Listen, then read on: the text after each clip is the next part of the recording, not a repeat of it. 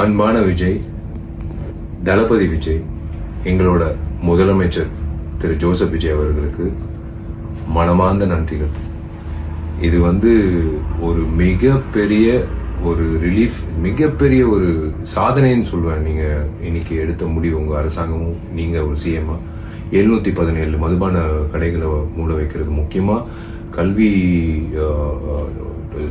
Schools பக்கத்துல, முக்கியமா இப்போ கோயில் பக்கத்துல, முக்கியமா பொதுமக்கள் நடமாறும் பக்கத்துல 717 கடைகள் நீங்க 2 வாரத்துல மூட சொல்லி உத்தரவு விட்டது ரொம்ப ரொம்ப நன்றிங்க.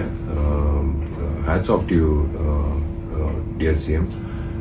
ரொம்ப சந்தோஷமா இருக்கு. ஏன்னா இன்னைக்கு இது இந்த விஷயம் கேள்விப்படும் போது ஏன் அவ்வளோ சந்தோஷமா இருக்குன்னா, கண்ணால நிறைய பேர் பெண் குழந்தைகள் அந்த ஹாரஸ்மெண்ட் தாண்டி அவங்க வீட்டுக்கு போகணும். ஏன்னா டாஸ்மேக் சில இடத்துல டாஸ்மேக்கை தாண்டி தான் அவங்க பஸ்ஸுலேருந்து இறங்கி பஸ் ஸ்டாண்ட்லேருந்து அவங்க வீட்டுக்கு போகணும் அப்படின்னு நிறைய பேர் கேட்கும்போது, இது யாராவது ஒருத்தர் மாற்ற மாட்டாங்களான்னு அப்படின்னு நானே நிறைய முறை யோசிச்சிருக்கேன்.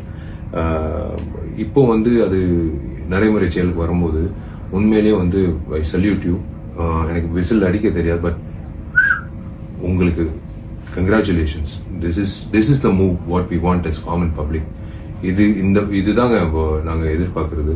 ஏன்னா இது அஃப்கோர்ஸ் கவர்மெண்ட்டுக்கு ஒரு வருமானமா வரும் டாஸ்மாக், அது எல்லாருக்கும் தெரியும். 20,000 கோடிக்கு மேல வரும். பட் இருந்தாலும் நீங்க அந்த ஒரு விஷயம் 717